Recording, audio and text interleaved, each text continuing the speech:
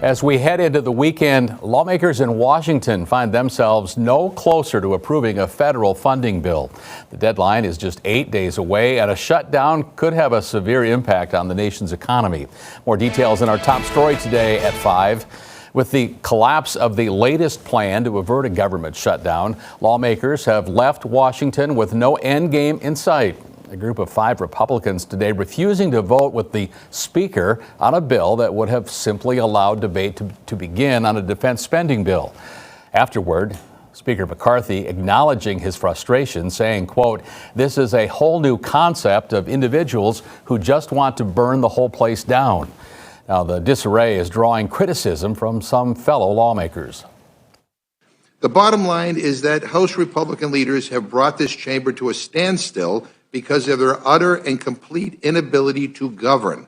Clearly, the ongoing civil war within the Republican conference has sucked all the air and all the reason out of the room. Democrats can't negotiate with this majority because they're busy negotiating with themselves.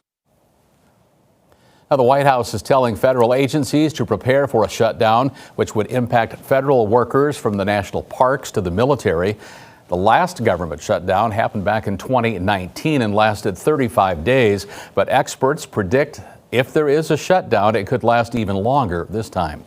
The head of political science at the University of Iowa telling us that the 2019 shutdown dealt a major blow to the country's economy. The Congressional Budget Office did an economic study at what the costs of that shutdown were, and they were on the scale from about $5 to $8 billion.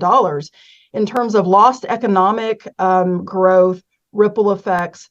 And one of the consequences that you can see if there is a government shutdown, the non-essential employee of the federal government, you'll be put on furlough.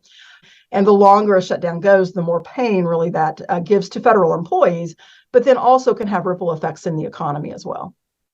4 million federal workers and U.S. service members would still have to report to work without pay if lawmakers don't reach that agreement. Congress does have until midnight, September 30th, to pull it all together and get a deal done to fund the government.